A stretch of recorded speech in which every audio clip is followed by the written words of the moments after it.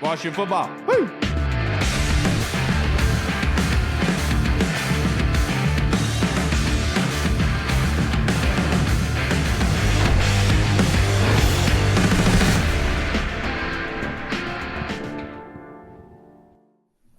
Hello, everybody, and welcome to the Burgundy Zone. I am your host, Kyle. I am joined by my two co-hosts, Michael Reed and Michael Hall. Thank you, gentlemen, for joining me this evening for this fantastic episode of the Burgundy Zone. Tonight's episode is titled Offseason Goals, and the Burgundy Zone is a part of the Frederick Podcast Network. You can find out more by going to www.listenfrederick.com. That being said, how are you guys doing on your off-season goals, Mr. Reed? Off-season goals, I don't have goals, Kyle. I kind of just like to wing life and just kind of see where it goes. I think setting goals is for the week. I think that you just gotta keep on keeping on, and you just gotta go for it. So I don't have goals, and also I'd never fulfill them. So I gave up on that. Yeah, just like football. I'll never forget that. Yeah, very surprising to me. Okay. I wanted to talk about the kind of latest news regarding the Commanders before we get into my questions I have supplied for you guys and everything like that. But the latest news that Washington hired two people, but one of them being Jesse Madden as a quality control coach, who is the grandson of obviously John Madden, the late John Madden, who everyone obviously loves for multiple reasons. But Reed, what do you think about this hiring? What is it? Do you think it's going to be something more than it is, or is this simply just a quality control signing? I think this is simply just a quality control signing, and but I like it. I'm for it, and I'm here to find out what happens with it because I'm just a Neanderthal who doesn't know anything about nothing. Yeah, I saw that Tim Towner had wrote in our Discord that Jesse Madden actually had a lot to do with like because he just graduated from Michigan, the Michigan's run for the championship 2 years ago. And so maybe Mikey Cameron still had a lot to say in regards to Jesse Madden and bringing him here. What do you think, Hall? Yeah, I think it's like Reed said, I think it's just a quality control guy. But I will say that when Josh Harris said that when he bought the team, he was going to bring in the best of the best and the best coaches, whatever it may be, best lunchroom people.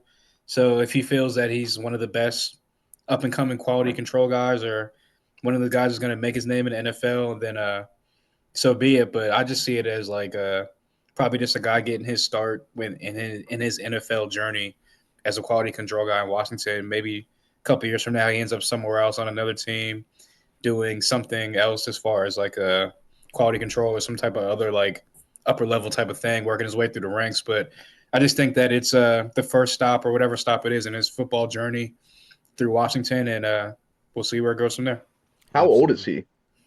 He just graduated from Michigan, so I would imagine he's in his younger 20s, unless he's like did the Van Wilder bit, you know. Yeah, he's the old Burt Kreischer. He's a hot young boy. Yeah, but isn't Van Wilder based on Burt Kreischer? Yeah, that's what he says. I'm pretty sure it is because there's like an article written about him in Rolling Stone or something like that about a guy who just won't graduate, and Van Wilder happened. Yeah, we'll talk about this after we're recording, Reed. But you know, the whole Joe Rogan thing where he's no more of protect our parks, and I read I watched this one video and I was like, no, yeah, that makes sense. I probably saw the same one. Yeah. No, because Burt just doesn't stop talking about himself, and it's just it just ruins things. What are you gonna do? But the other headline that I've seen a lot this week on social media, you could look it up on Google searches just by simply searching for Commanders, that trading for a wide receiver seems to be something that everyone is inclined or wants to do, right? Because you got guys like Cooper Kupp, Deebo Samuel out there that could possibly be on the trading block. But do you think that Washington should go down the route of trading for a wide receiver, Hall? I would say yeah, just because right now you only have two on the roster. Obviously, guys like Noah Brown, Zacchaeus. I know there's like the NFL rumors account or whatever put out there that De'Ami Brown's going to have a couple different teams interested in him. So you're going to have to re-sign some guys, and you're probably going to end up drafting a guy at some point in the upcoming draft in a couple months. So I would say that a guy like Cooper Kupp or a guy like Deebo Samuel, who all the reports are on Deebo's side where it's probably going to be nothing more than like a 5th-round pick for him or something like that, like a day 3 pick, just because both sides are ready to part ways. Everyone knows that it's a it's going to be one of those things where they're both going to part ways at some point. And the Cooper Cup thing, it's kind of the same thing. Everyone knows they're both parting ways. I think the Rams even said they'll eat majority of the salary, which is a great thing. So if you can get a guy like Cooper Cup for the 5th-round pick, then I think that as well is something that you could go down the route of. You get in both of the guys, you get a veteran to pair up with Terry McLaurin, and you can draft a guy. And you still got Luke McCaffrey who would definitely learn a thing or two from a guy like Cooper Cup. And you still got, like I said, the guys like down the roster, like a Noah Brown or Zacchaeus that you can bring back to kind of fill out the room as well as drafting someone. So, yeah, I think one of those two moves would definitely be a service for Jaden Daniels, a service for this offense, and hopefully with whichever way they go, I'd be happy with it because I think at this point, AP and the coaching staff in the front office, they've earned the trust of the fan base on if they deem a guy worthy of becoming a Washington Commander, then you just got to trust the process. Yeah, and like when we talked on Twitter yesterday about this whole thing, like in my mind, a 5th-round pick was not even in the realm of possibility for somebody like Cooper Cup. Like for me personally, I would imagine that if a team heard that, let's say the Commanders offered a 5th-round pick for Cooper Cup, that somebody would swing in and say, "All right, here, take a 4th, and take a 4th, and we'll take him off your hands for you." You know, like it almost seems like that might be too good to be true. But then you got the injury, obviously concerned, but the cap that they're allocating to the Rams. That would make a lot of sense, right? That makes it very enticing for another team. For trading for a wide receiver, I think if it is a 5th-round selection, I think that's the route that you go down. If you're going to add into the room with good talent, and I said this on Twitter yesterday, not trying to be a rebel, all I'm saying is if it's a talented wide receiver like a Deebo Samuel, like a Cooper Cup, like a T. Higgins, with what Washington had at wide receiver this year and what this quarterback and what they were able to do, I would imagine that any talented wide receiver, I mean literally any, would be productive and a help for this football team. And so I'm not trying to be a douche or anything. I'm just saying the obvious here that it doesn't matter who you add to the equation as long as you're doing so. But it depends on what you need to get that wide receiver here. And I'm worried about those top 3 rounds because we don't have many selections in that top 100. But you know that's why I want to hold those and covet those. But the 5th round, that's music to my ears. Yeah. And that's almost like I know Debo's considered. I'm just going to touch on a couple other things. I know Debo's kind of considered. I mean, he's younger. He's got probably more left in the tank. But if they think that Cooper Cup can still go there and be productive, just the way his game is, I would be 100% for that for a late round pick. Take a flyer on him. He could be a nice safety blanket for Jaden. He can work the slot. We know what he can do. He's just such a good route runner.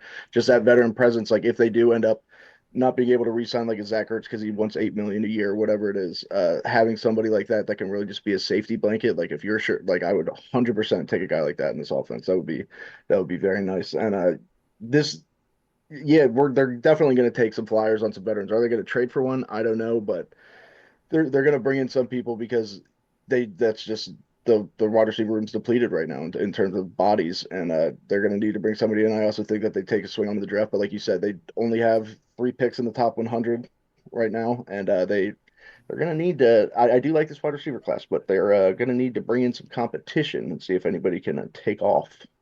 Yeah, because so my bad. I was looking for this because I saw this like a couple weeks ago or a couple days ago. And I just wanted to double check it. I think that March 16th. That's why I think that you can get like a 5th rounder or something like that for Cup because it says March 16th. He's owed like a bunch of roster bonuses and guarantees. So it's more beneficial for the Rams to just be like, okay, they're giving us a 5th round pick. We'll eat some of the money. Let's just get him off our hands type thing. And that's why I think it'll be like such a cheap price because teams know that come March 16th, no matter what, if he's still on the roster, they're going to have to cut him before that day and then at that point he can pick and choose whatever team he wants to go to. And that makes it more beneficial for Washington because you don't got to give up any picks and you can get him for probably a lower price than whatever. You probably get him for like a vet minimum or something like that. So you're saying that they would be cutting him? Yeah, basically like if they don't find a trade partner for him, if no one offers him anything worthwhile or everyone's just looking at them like a what do you call it? Like a staring eye contest. A stare down? Stare down, yeah. Looking at him like Mexican a stare standoff. Looking at him like a stare down, okay, like we're not gonna offer you anything, like you're not gonna keep him on your roster past March 15th. just go ahead and cut him and let him just pick and choose where Yeah. he wants to go. So I think that maybe you give up a fifth for Deebo Samuels, and then you say, hey, Cooper Kupp, you want to come to Washington, we can get you for the cheap Right. as a free agent. So that would be crazy too. And that also with Cup, that just kind of shows you the Rams' hand. That's why they're like trying so hard to get rid of him. They're like, we'll eat some cap. They want something for him because they know that they're gonna probably end up cutting him. Exactly. The rest of the NFL knows that too. So it's just how much do you value this guy? Do you for sure want him? If so, offer him some. If not, just wait.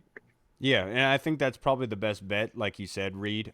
Like if it was me, I'd be waiting until March 15th at 11:30 p.m. and I'd be sending that fifth round pick over and saying, "Look, you're about to cut him anyway. Send that here." Because the one thing you don't want, Hall, is that you don't want to send in that fifth round trade possibility, and then, like I said earlier, somebody hears about it, then leapfrogs you, Yeah, right? yeah, Like yeah, you yeah. want to like force that to where that fifth rounder actually seems like a commodity and something that they want to be able to bring in, right? I But also feel like the Rams are like the type of team, especially with Cooper Cup, where they're going to be like, hey, here's our options. These are the teams that are talking to us. This is what they're offering.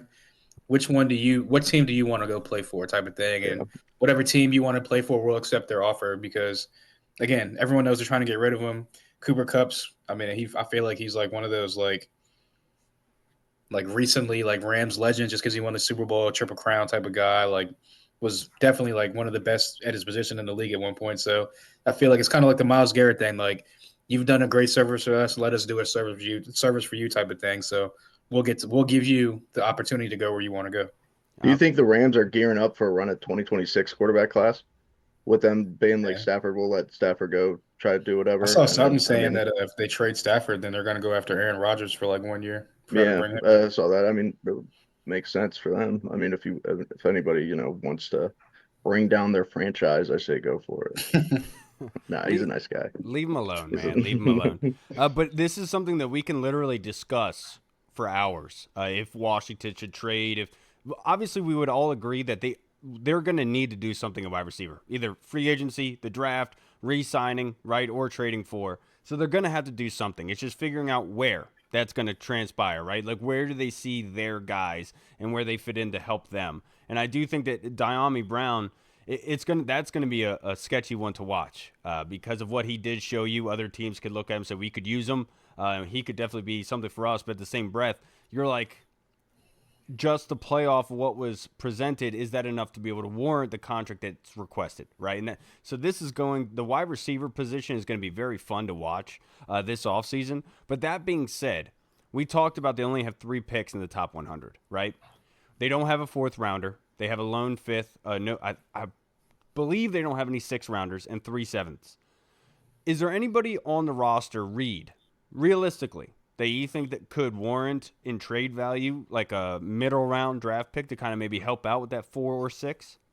yeah, I mean the obvious ones. I mean it would be kind of tough because of their contracts, but either one of Deron Payne or Jonathan Allen. I mean their contracts are so heavy and they don't necessarily haven't had the numbers to really back it up. I mean Payne obviously did 2 years ago, but that those guys that the biggest names I would imagine they're still fucking really good players. You can still get something for them, and that's who knows. Maybe they want to move on and say Drizon Newton, and then either Payne or Allen, whichever one sticks around. You guys are gonna be that, and then we'll bring somebody in. But whatever. What I mean, the other thing is like whatever they decide, they need to decide it because like our run defense was the issue last year. That starts up front. There's no reason that our run defense should have been that bad at getting gashed like we were. So you're gonna have to make some form of move, I would imagine. And I would imagine those guys would be the most ideal guys to trade. However, like, what can you get for them with their contracts?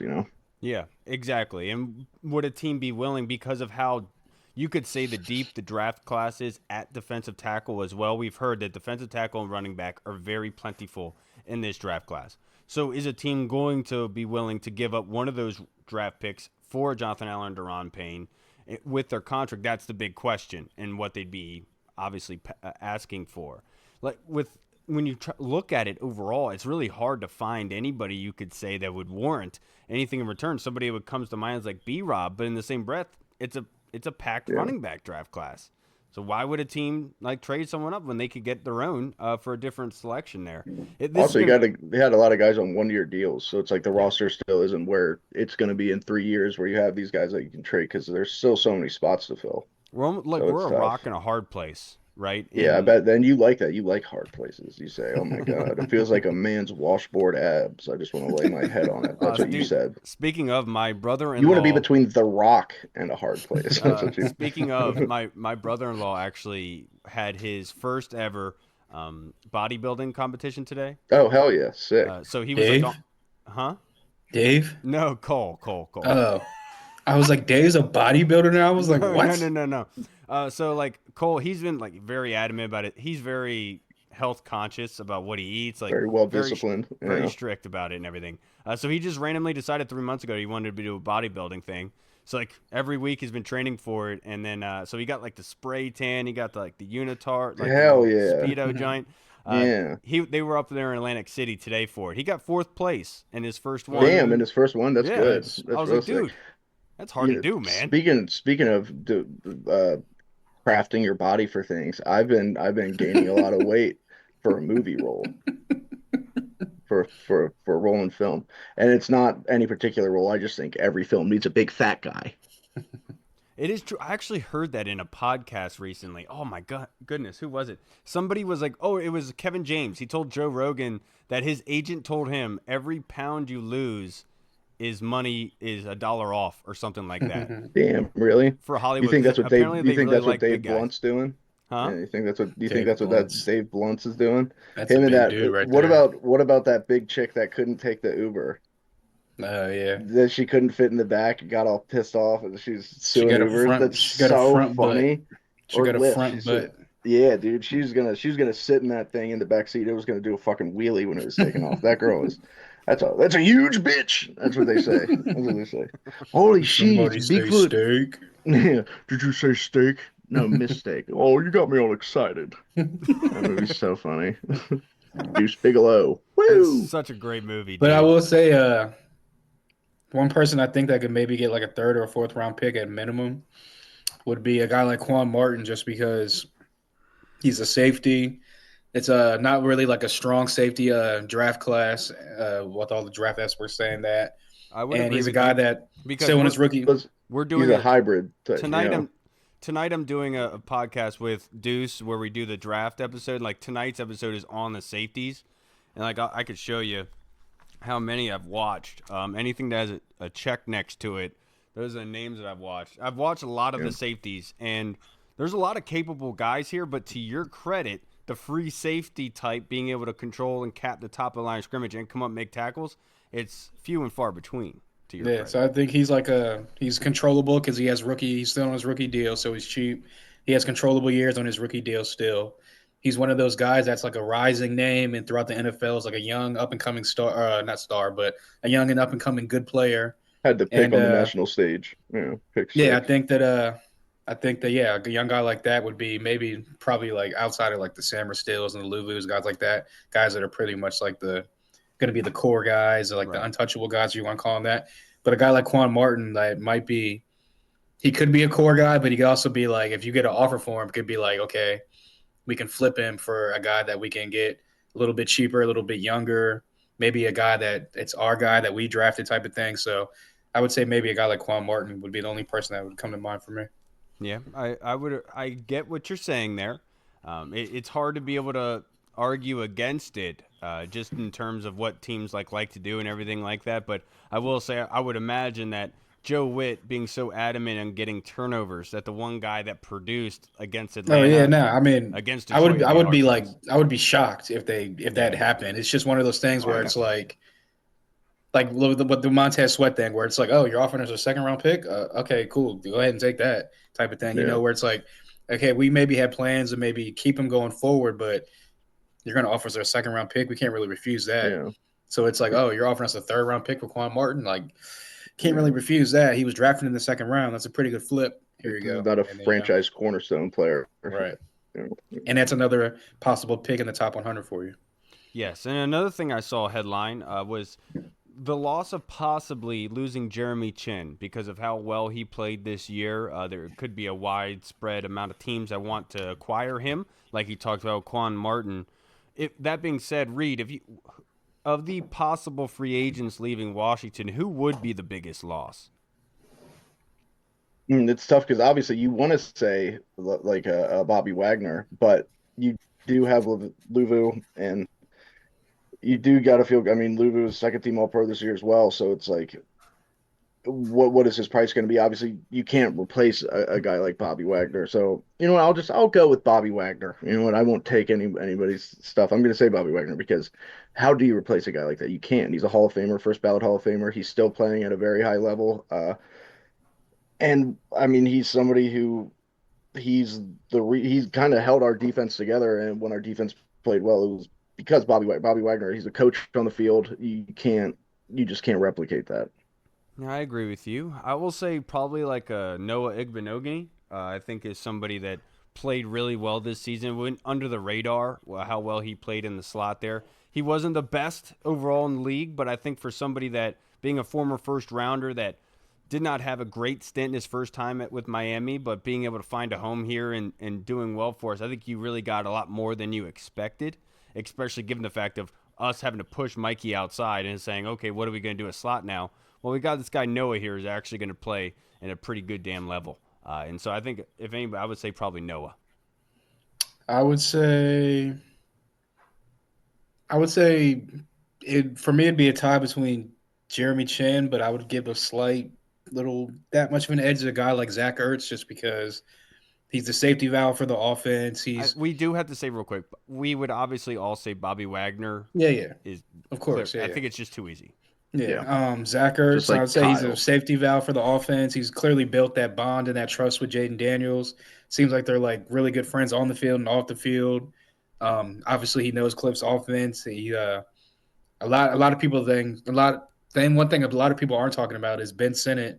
I think Logan Paulson was saying that like he seemed overwhelmed and kind of like mentally exhausted going back to like last season.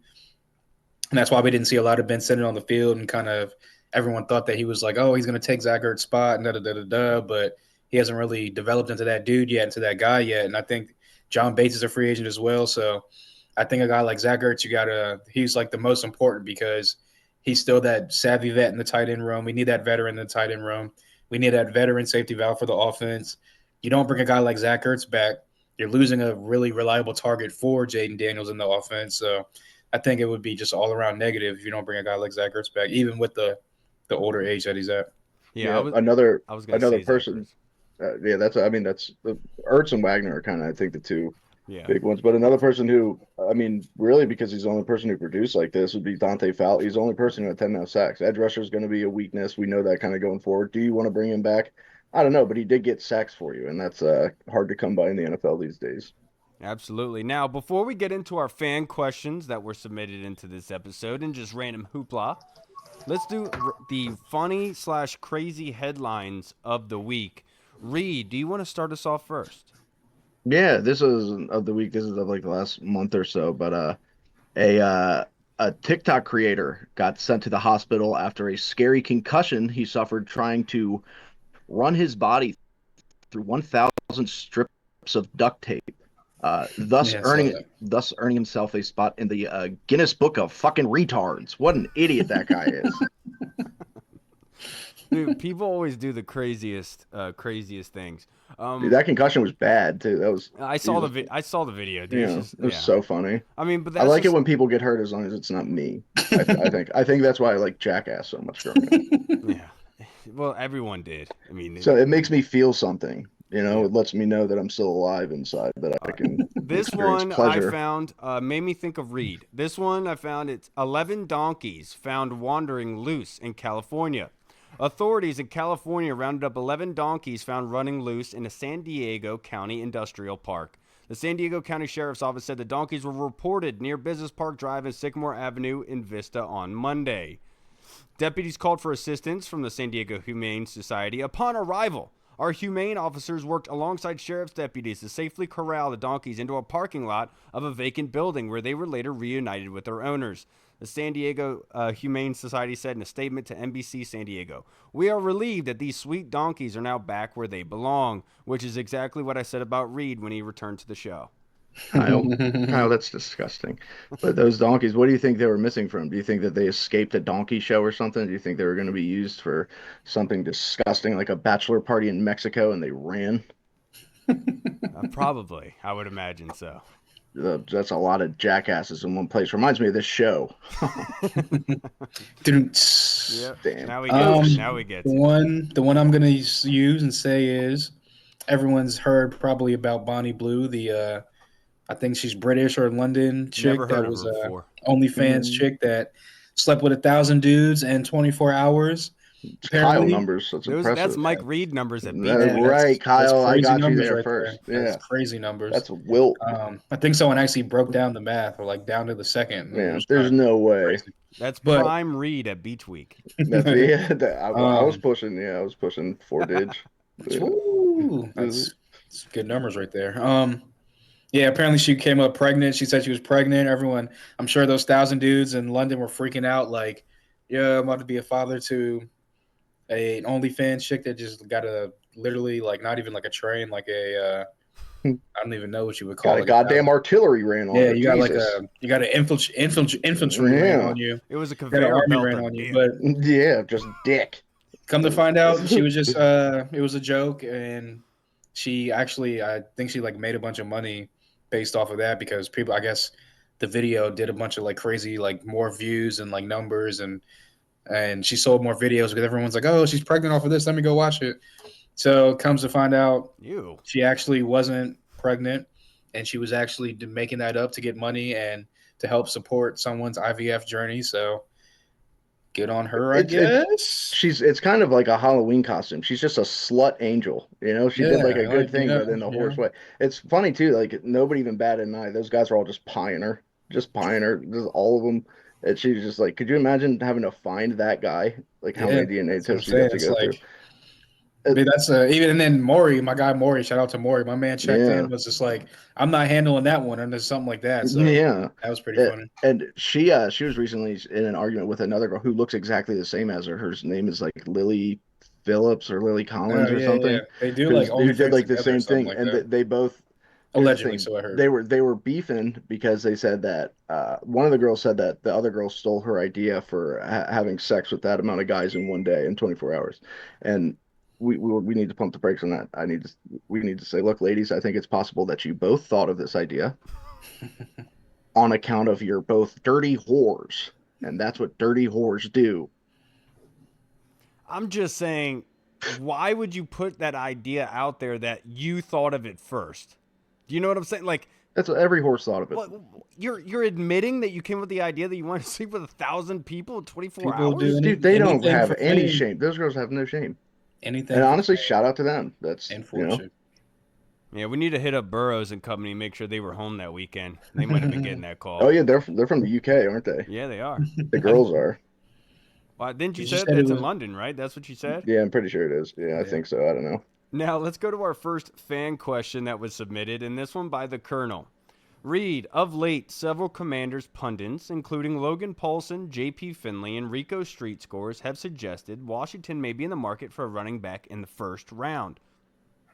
Obviously, Ashton Gianti won't fall to us at 29, but a couple names they mentioned were Cam Scatabo out of Arizona State and Omarion Hampton from UNC.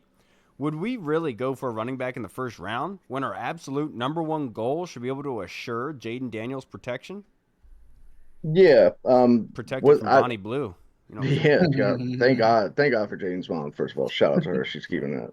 Yeah, she's keeping it away. We all know Um, Jaden was one of the 1,000 because yeah, his mom was not having that. yeah, she was not feeling that at all. She was like, no, no, no, you stay away from these guys, son. Yeah, I mean, I like Averion. What's his name? Omarion Hampton. That's a Did you say ovarian? yeah. He's got the Bonnie Blue on his mind. Hey, sorry.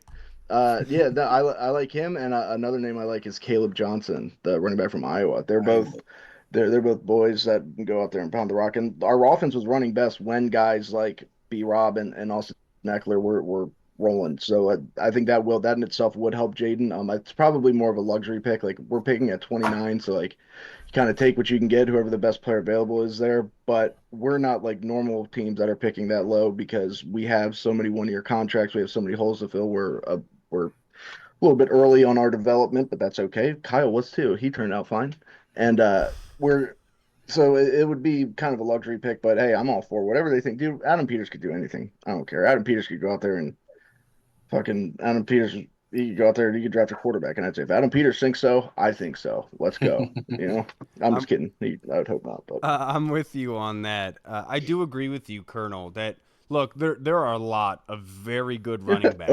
Ovarian Hampton, is that what I Yeah, called yeah, that's exactly what you said. him? There are a lot of capable running backs in this draft class, and because of that, the thought of saying because there's a plentiful amount of running backs with good talent that could be drafted, a lot of people have said that.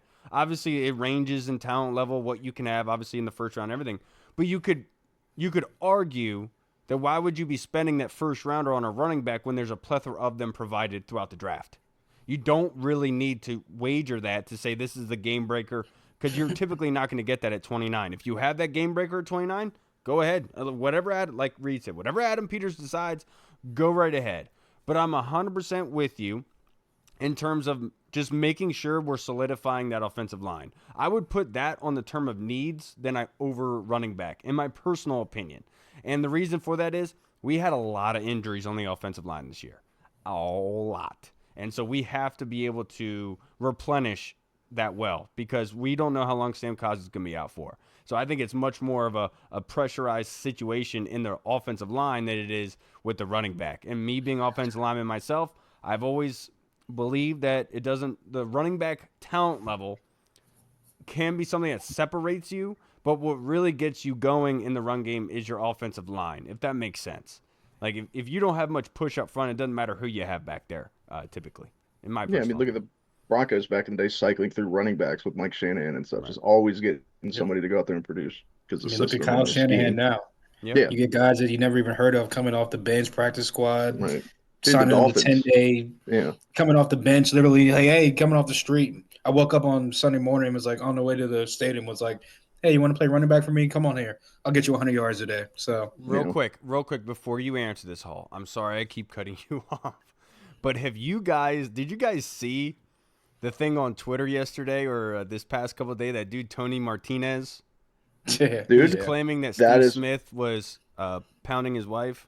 yeah, dude, that was so funny. Told her to ice up. Dude, she said you were so deep. I think it you rearranged my IUD. Good Yeah. God.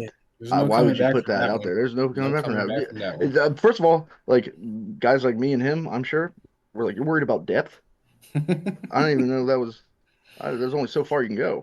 And Jesus Also, he Christ, tagged Yeti. He Steve tagged Smith. Yeti. We're like, why'd you tag Yeah, Yeti? That was weird. And yeah, Taylor they made untagged golf him. and stuff I like guess that. it's Yeah, some of his yeah. sponsors, but his Like sponsors are That probably like, guy yeah, well, you is. about to get us more advertisement. Good looks. I like looked into it. I looked on Facebook and stuff like that. Couldn't find either of them. I do think it is kind of fishy and weird, but he did post like a video of him yelling at Steve Smith on the phone Yeah. about it. But the weird thing is they've only been married since September. So it's not like this is like a 30, 20-year marriage. They got multiple kids. Like they've only been married 3 months. I thought they did have kids. They've only been married for 3 to 4 months. They've been married in September. They met on Tinder. Oh, That's why I read this wow. whole news thing on it. And so it's like Yeah. the timing there is just it's very awkward and kind of weird because when I first saw it, I'm like, okay, this is like a long-term marriage. Like, no, they've only been married 3 months Yeah. and been together, I think, for like a year or so. So it's just the whole situation is sketchy to me. It sucks to see somebody. It's That was kind of straight almost mental breakdown like that on it's social almost like media. it's almost like Bonnie Blue coming out and saying that she couldn't do the whole 24 hours because she had tears running down her face and everything like that because it was so hard for her to do all this. Yeah. But you put yourself up for it. You did it voluntarily. Right. Yeah. It's secondhand embarrassment kind of thing. You know what I'm Yeah. saying? And like, I'm just like, dude, I'm Also, sorry. it is funny though that like the screenshots and stuff that he releases, like Steve Smith sending pictures like this, like Yeah. it's so funny. The picture Steve Smith sent is so fucking funny.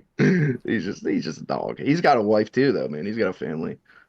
That's why I'm like, I After don't the think it's like Jeremy something like, Reeves thing, that's why I've like chilled out. I'm like, okay, yeah. like I'm calming But down that's what I'm with it. saying. Like, True.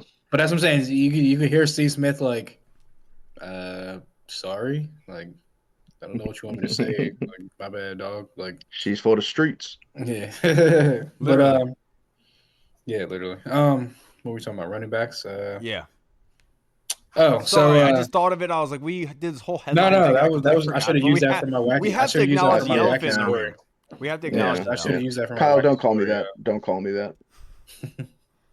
You already acknowledged Running me. back at 29. So I don't think running back at 29 will be on the table. But I would say if Adam Peters thinks that a guy like whether it's Omarion Hampton or whoever it may be is a game changer, and you saw what the Lions did, everyone clowned them for drafting Jahmyr Gibbs that early, completely changed their offense and the outlook of what they've done as far as like offensively and gotten to the NFC Championship. And then we Completely whooped changed. their ass. Yeah, until we whip their ass, yes, and completely change their team and their offense for the better. So I think that if he decides like, hey, that guy can be the game changer and take our offense to the next level, and we're not going to be able to get him in the second round or later, then again, at this point, outside of him doing something crazy like drafting another quarterback in the first round, I think that he's earned the trust of the fan base to be like, okay, let's see how the process plays out.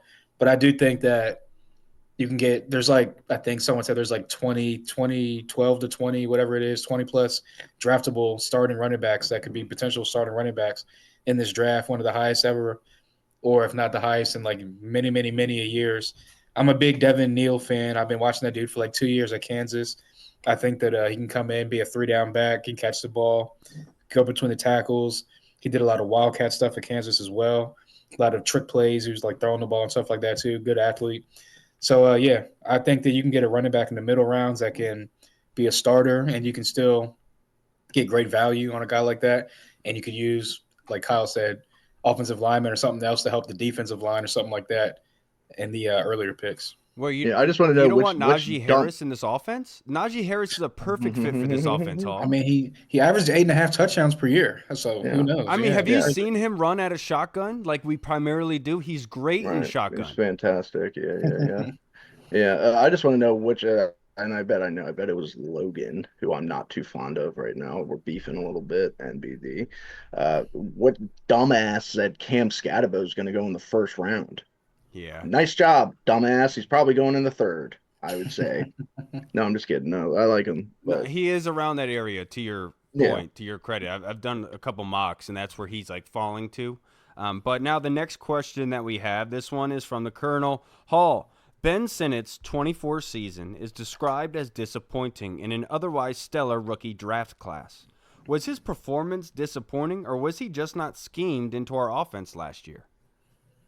Yeah, so going back to what I was talking about earlier, I saw that Logan Paulson was on, I believe it was John Kimes' podcast, and he was talking about how it seemed like Sinnott was like mentally fatigued and overwhelmed with the NFL concepts and just kind of burnt out, hit that rookie wall, and kind of never really recovered from hitting that wall, and just kind of not like mentally checked out, but was just kind of not really going through the motions, but wasn't really all the way there, and like that's why he didn't see him a lot, and that's why he wasn't really involved in the offense as much as I think the fan base thought he would be coming into, not only when he was drafted, but just like coming down to second half of the season, playoff stretch and whatnot. But you also got to think Zach Ertz was playing out of his mind, so it was also going to be really hard for him to get on the field as well, and especially behind a guy like John Bates who specializes in blocking. They want to be a running first team anyway, or something like that. So, yeah, hopefully he gets rejuvenated, gets back to the grind, hits the ground running in 2025, and he becomes the guy that they think that he can be when he was drafted and who the fan base kind of thinks he can be. I know everyone's like he's a Swiss Army knife.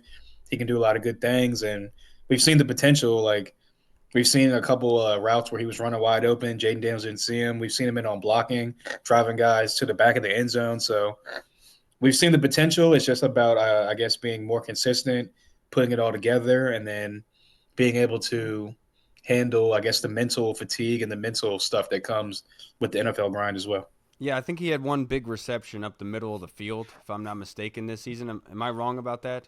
Yeah, I mean, his first catch was a touchdown, I want to say. Yeah. I think against the Yeah, I Panthers or think some so. team like that. So I've actually been thinking about this, Colonel, like recently, because we're getting back into the draft, and so like I'm trying Good to, draft for tight ends, too. I would say that. and so like Yeah, I've been trying to like get better at this sort of thing and being able to predict how guys are going to transition. It's very hard to do it for the NFL, and the reason because especially for tight ends, they have to be able to block like a lineman and run routes like a wide receiver at times, and it's very taxing.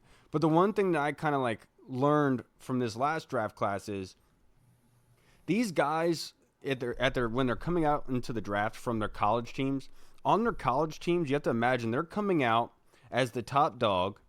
They're coming out very comfortable. They're coming out very confident because they are in their senior year. They're in late year. They're a starter in their system. They know this system very well, and they're just going out and doing their job. But when you get to the next level, you're not the top dog. You now have to earn your kind of stuff in there. You have to learn a new system. And so it's not like you're going to be getting the same exact player from that college onto the pros, right? It's going to be completely different of what's being asked of you and how much is. And I think that's what Ben Sinnott ran into. Whereas you're now starting from scratch, right? And so looking at rookies in draft class, my whole thought process has been more so of, okay, well, what traits or attributes do you have that can help you immediately in the NFL besides that head stuff, right? The brain kind of aspect of it all. And I think that's what happened with Ben Sinnott this year is they used him in those little sort of traits in a way. But playing in the NFL is a different animal, man. And when you have a rookie quarterback, you need somebody to hover in the middle of the field, be in the right spot. And that mental brain aspect is going to take a while. And that's why Ben Sinnott did not see all that much work. And so, yes, it was disappointing. It was, of course, disappointing. You'd wanted to see more, especially him and Luke McCaffrey. But the fact of the matter is, tight end is a very, very tough position to play in the NFL. Hell yeah. I will say to your point, like I forget who it was. I might have been Travis Kelce, one of the good tight ends. Maybe it was Greg Olsen, but it's probably Greg Olsen now that I think about it. He was like, people don't realize like to be like a rookie tight end coming in, like maybe in college you're just in the offensive meetings and maybe every once in a while you might go to like the wide receivers or like the running backs, whatever. Da, da, da. He was like an NFL every day. You're in their tight end group meeting. Mm-hmm. You got to be in the NFL or the offensive linemen's group meetings. You got to be in the wide receivers group meetings, the running backs group meetings. Like you got to know all that type of stuff, and it's just a lot of information overload.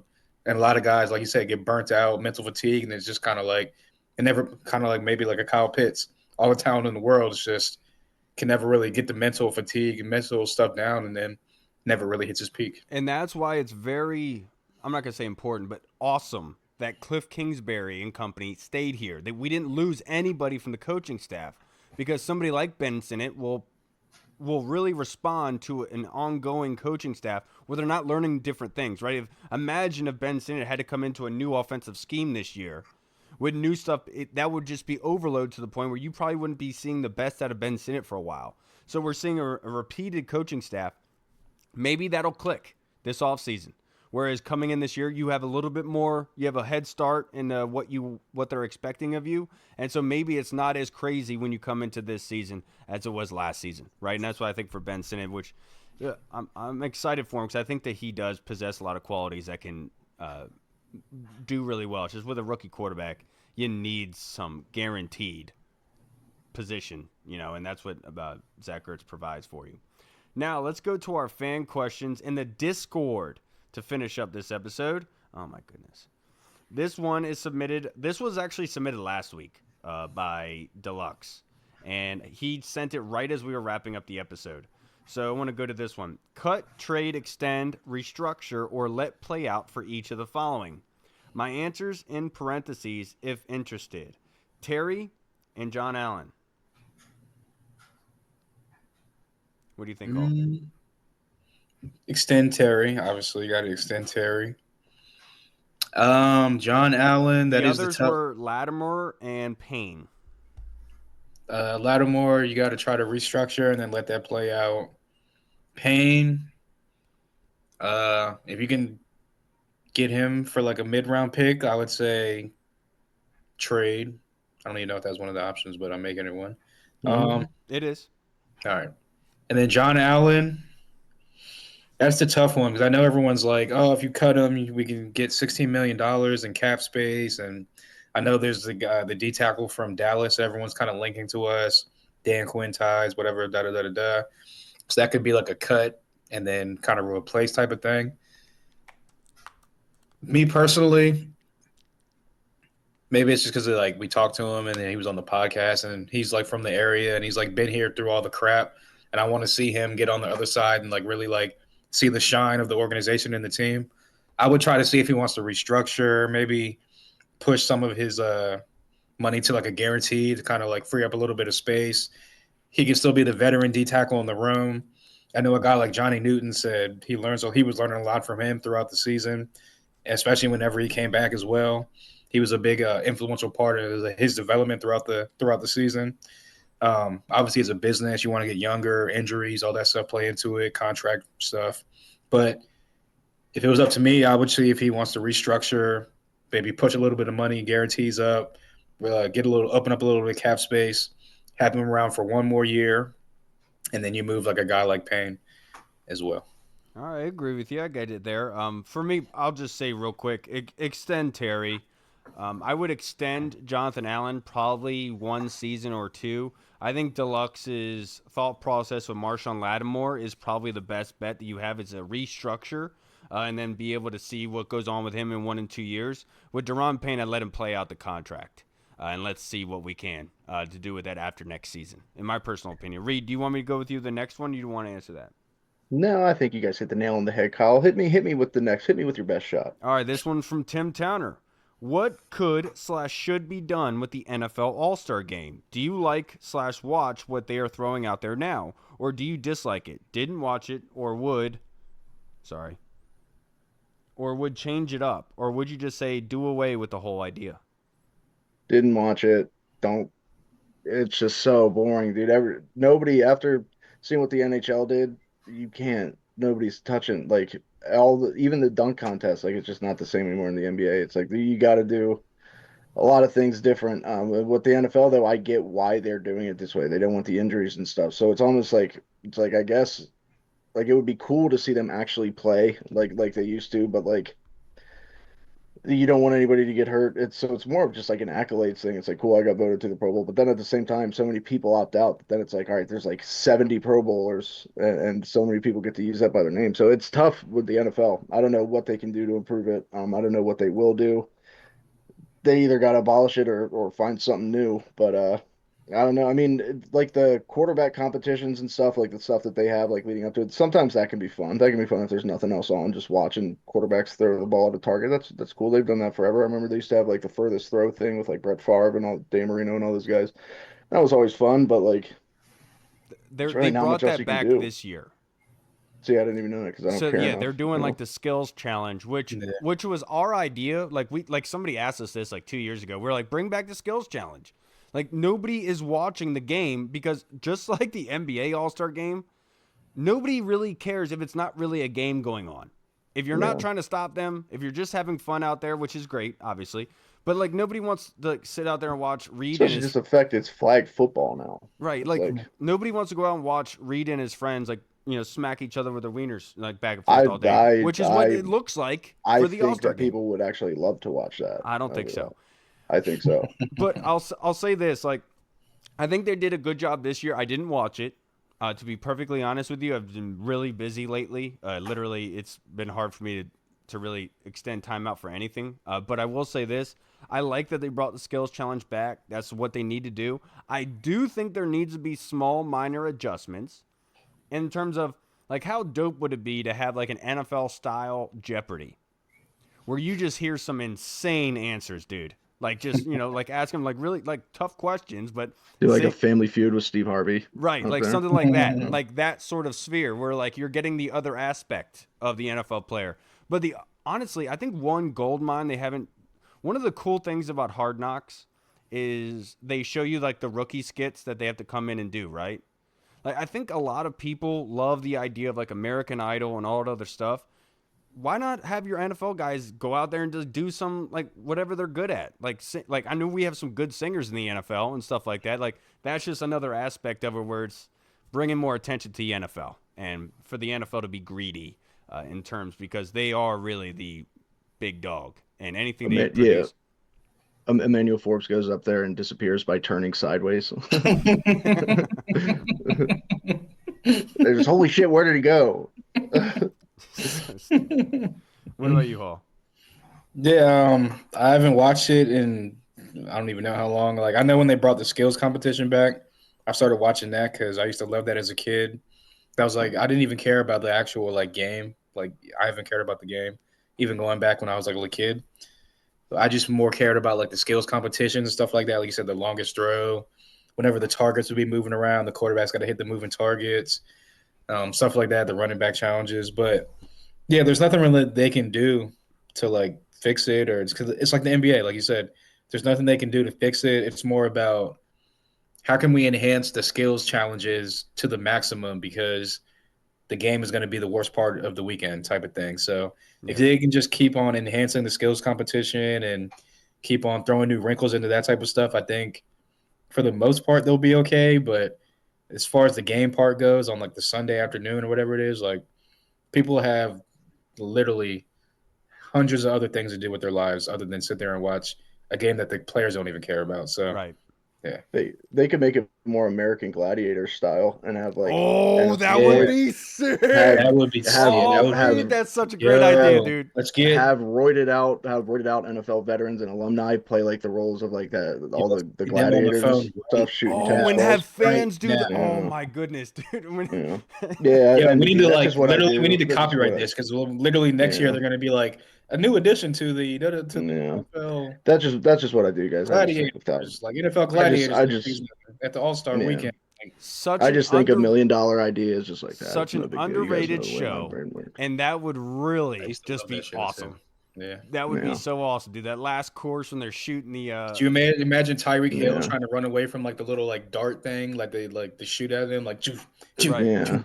You have Clay Matthews playing the role of that one guy with the super long hair, one of those hot gladiators wearing the spandex. They dress like wrestlers. That was cool. That'd be awesome. Reed, that was a great suggestion I right there. know, Kyle. I know. I do. Now, This is next what I question do. from Tim Towner That's a Hall. In the million vast dollar idea right there. His question is buy or sell, Hall. In the vast majority of circumstances, iced coffee is better than hot coffee. I shouldn't have started with you because you don't drink coffee. No, I actually have been drinking coffee. I Let's drink start. coffee. I drink coffee when it's like wintertime at work, so I can get warm. The warehouse cold as shit. So you're going hot coffee. Surprisingly, I'm still gonna go with cold coffee. My wife has actually got Oh, me. My wife has got me into cold coffee. She's was not recently because she's been on like a weight loss thing, but she was going to Dunkin' Donuts all the time and getting like cold brew stuff. And every once in a while, I would take a sip and be like, "Damn, this is actually pretty good." I see why she goes yeah. every day. So I would say cold coffee is pretty damn good. Absolutely not. I'm selling that idea. If you say that iced coffee is better than hot coffee, I say you work in a warm climate and your opinion is invalid. Hot coffee is what keeps Lies. keeps you powered in the morning on job sites and stuff, dude. Like that hot coffee is what really helps you out in those really cold circumstances. Look, iced coffee is good and all, but for me personally, like if it's iced coffee, I drink it way too damn fast. Like hot coffee, actually, you periodically drink it, and it actually is better overall. It lasts longer throughout the day. So I'll say hot coffee all day long, and I don't care what anyone else has to say.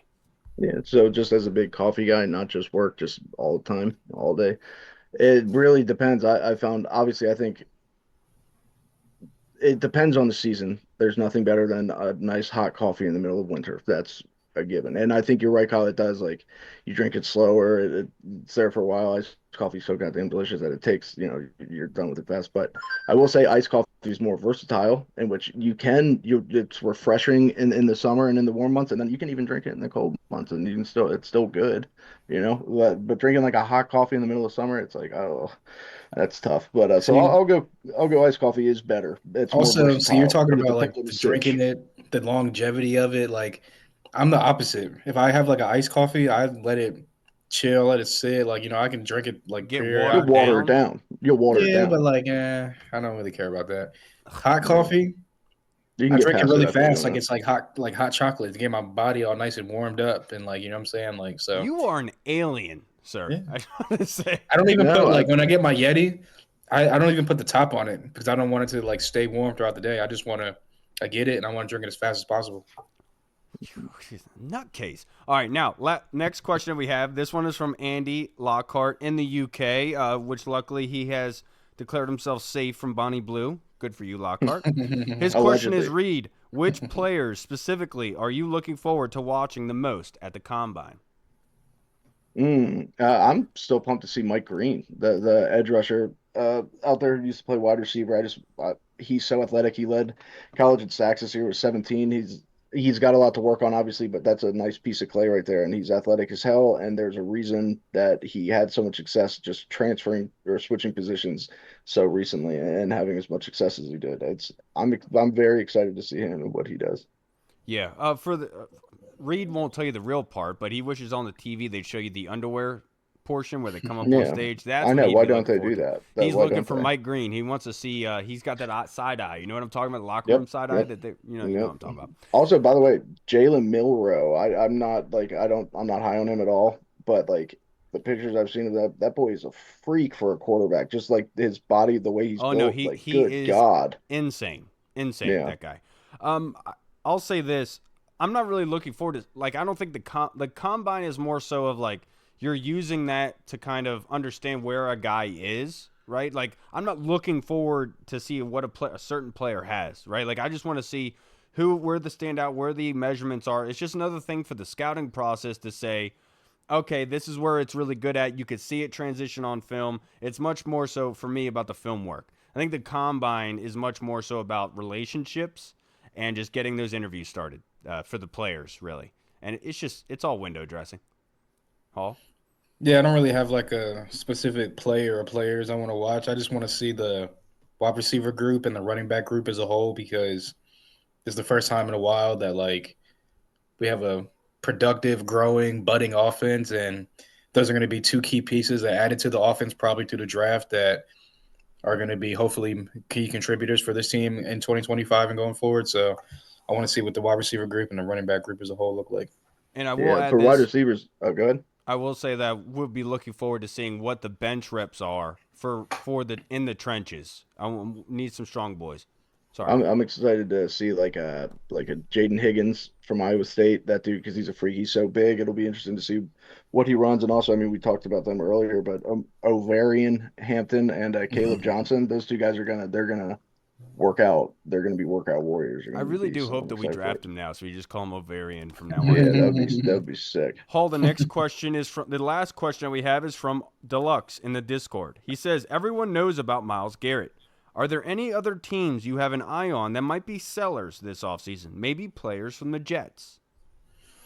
Yeah, so I think that I know the cap just went up, so it makes it a little bit less feasible, but it's also the Bengals, and they've been known to be a really, really cheap organization. So maybe a guy like Trey Hendrickson, maybe if they do end up paying T. Higgins and giving him his long term deal, maybe they say, okay, we can't pay Trey Hendrickson as well. Maybe a guy like Trey Hendrickson is a guy that can be moved for like a second round pick or something like that. He's been top of the league in sacks for the last couple of years. I know he's up there in age, getting up there in age, but still really productive. You get him in, maybe give him like a 2 or 3 year deal, secures your edge as far as like your defense going forward. He's really good against the run, great pass rusher, and yeah, enhances your defense. Don't got to give up the first round pick like it would be for Myles Garrett and all the other stuff that would come with giving up for Myles Garrett, which in my opinion would still be worth it. But yeah, maybe a guy like Trey Henderson in the cheap Cincinnati Bengals. Yeah, that's a very good one, sir. He wrote down Saints as well.